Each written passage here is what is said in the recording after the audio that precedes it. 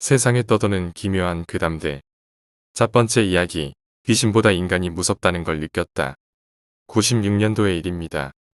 외국에 살고 있던 제가 처음으로 한국에 놀러 가게 돼서 어렸을 때부터 친하게 지내던 사촌 녀석 집에서 며칠간 신세를 지게 되었죠. 집은 방배동 근처에 지하층이 있는 4층짜리 빌라로 입구를 들어서서 각각 지하와 2층으로 올라가는 계단이 있었습니다. 조금 오래되고 제가 기억하기에 평수가 20평 남짓 되는 그다지 크지 않은 빌라였죠. 그 빌라의 2층이 외삼촌 댁이었습니다. 1층은 그냥 현관문만 있습니다.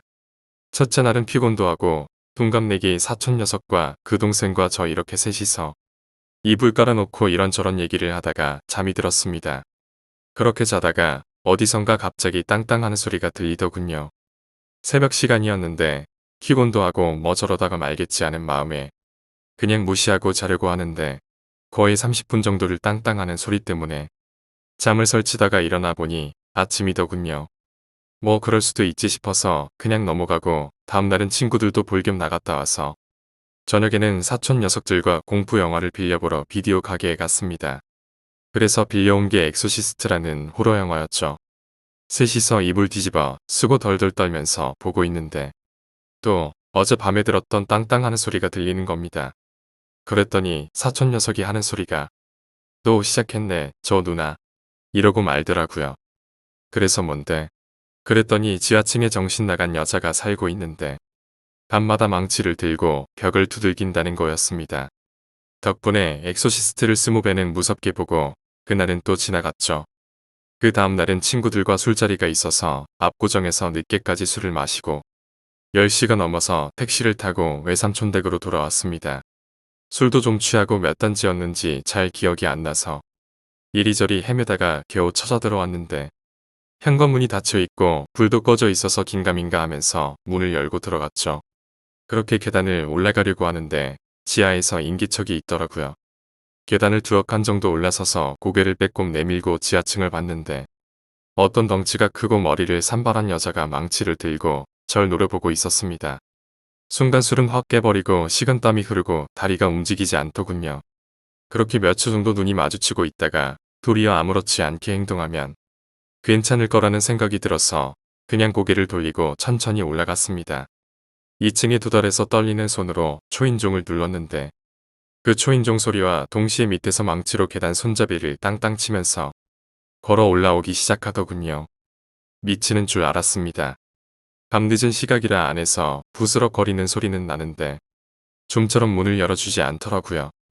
뒤를 돌아보니 계속 서로 된 계단 손잡이를 땅땅 때리면서 1층 현관을 지나서 2층으로 올라오고 있더라고요. 어쩔 수 없이 초인종 한 번 더 눌러놓고 4층까지 뛰어 올라가면서 울먹이며 소리를 질렀습니다. 당시 키가 181cm에 몸무게가 78kg로 나름대로 운동도 하고 그래서 양아치 정도는 신경도 안 쓰던 시절이었습니다. 그런 제가 거의 실신할 정도로 말까지 더듬고 울먹거렸으니 지금도 가끔 전화 통화하면 그 사촌 녀석이 놀리곤 합니다만 당해보지 않은 사람은 정말 모를 겁니다. 미친년과 망치의 조합이 얼마나 사람을 떡실신하게 만들 수 있는지. 어쨌거나 제 소리에 삼촌이 뛰쳐나오셨고 문을 염과 동시에 문 앞에 서 있던 망치를 들고 있던 산발한 여인 앞에서 소리를 지르시는 게 들리더군요. 그래도 연세가 좀 있으셨던 터라 당황하지 않으시고 내려가라고 조용하게 타일르시더군요. 그렇게 1분 정도 됐나? 밑에서 한 아주머니가 올라오셔서 사과하시면서 조용히 그분을 데리고 가시는 걸 볼 수 있었습니다. 눈치채셨겠지만 그 정신 나간 여인을 데려간 분은 그 여인의 어머니셨습니다. 상황 파악을 하기 위해 3층까지 내려와서 보고 있자니 그 미친 딸내미는 계속 왼손에 든 망치로 쇠로 된 계단 손잡이를 땅땅 내려치고 있었고 외삼촌은 가까이는 가지 못하시고 멀찌감치 문고리를 잡고 서신 채로 타이르고 계셨는데 어머니가 뒤늦게 나타나셔서 딸내미의 뒤에서 팔을 잡고 끌어내리려고 하시더군요. 외삼촌도 계셨고 그 어머니도 올라오셨으니 마음이 진정되는 듯해서 2층으로 내려가려고 하는데 어머니에 의해 2층과 1층 계단의 중간쯤 끌려 내려가던 그 미친 딸내미가 갑자기 소리를 지르면서 자기 엄마 팔을 뿌리치고 망치를 치켜든 채로 저에게 뛰어 올라오더군요. 도대체 무슨 소리를 질렀는지는 정확히 모르겠으나 언뜻 듣기의 욕설이 아니었나 싶습니다. 화장 안 보태고 태어나서 그렇게 무서운 얼굴은 처음 봤으며 그 포스에 대항하기에는 내 자신이 너무 작구나라는 생각이 그때 들었던 것 같습니다.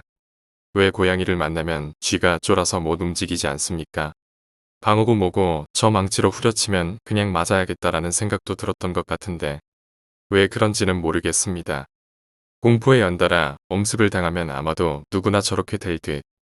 분명한 건 절 노리고 달려들었던 것은 틀림없었고 웃는 건지 우는 건지 모를 괴상망측한 표정으로 망치를 들고 3층으로 달려드는 그 여인네를 저지하는 한 사람이 있었는데 그게 바로 용감하신 제 외삼촌이셨습니다. 그 여인이 집문을 지나서 2층을 돌아서 3층 계단에 진입하자마자 집에서 뛰쳐나와서 여인의 팔을 꼭 붙드셨던 거죠. 만약 외삼촌이 그 팔을 안 붙들어 주셨다면 아마 머리통에 커다란 망치 자국이 생겼을지 모를 일입니다. 이 모든 일이 불과 몇 분 안에 일어난 일이지만 제게는 너무나도 공포스러운 경험이었고 지금도 계단을 오르내릴 일이 있으면 꼭 밑을 한 번씩 보고 다닌답니다. 어쨌든 외삼촌과 그 딸내미 어머니 두 분이서 손에 쥐어진 망치를 뺏고 나서 지하까지 끌고 내려가자마자 제 사촌 녀석이 뛰쳐나와 절 부축해서 안으로 데리고 들어갔는데 그제서야 살았다 싶더군요. 아마도 그때 제 수명이 10년은 단축됐을 듯 합니다. 두 번째 이야기, 제주도에서의 군생활. 나 군생활할 때 우리 부대에서 실제로 일어났던 일이어서 아무래도 제주도는 섬이다 보니깐 다 바다잖아. 그래서 해안 경계 근무라는 걸 나가거든. 그냥 보초 서는 거야. 혹시나 모를 북한군 침투나 뭐 잠수함, 수상한 사람들 있는지 없는지 주시하는 거야. 그런 걸 매일 밤마다 나가. 그때가 겨울이었어. 제주도 겨울이 그렇게 안 춥다고 생각하지만 바닷가라서 바람 때문에 그런지 너희들이 생각하는 것보다 엄청 추워. 그리고 눈이 자주 오진 않는데 또 올 때는 꽤 오더라고. 암튼 그날도 눈이 펑펑 오던 날이었어. 한창 꿀잠 자다가 새벽에 사건 때문에 오대기 출동하고 5분대 기절하고 뭘 일 생기면 후딱 출동하는 그런 게 있어. 암튼 그냥 난리가 났었어. 그때 나는 초반 근무라서 일찍 근무서고 들어와서 자고 있었지. 갑자기 다 깨우더니 사망사고 발생했다고 하더라고. 난 진짜 북한군이 쳐들어온 줄 알고 깜짝 놀랐어. 암튼 오대기만 출동하고 우리는 내무실에서 무슨 일인지도 모르고 바짝 긴장한 상태로 안전군장하고 대기하고 있었지. 곧 행정반으로 전화가 오더라고. 결론만 얘기하면 같은 내무실 쓰던 김병장이라는 애는 죽고 권일병이라는 애는 실신해서 병원으로 실려갔대. 사고를 당한 김병장이랑 권일병이라는 애들은 새벽 2시였나. 그때 근무였어. 초소 내부에 별다른 특이사항도 없고 누가 침투한 흔적도 없고 공격한 흔적도 없고 해서 현장 조사는 그걸로 맞췄나봐.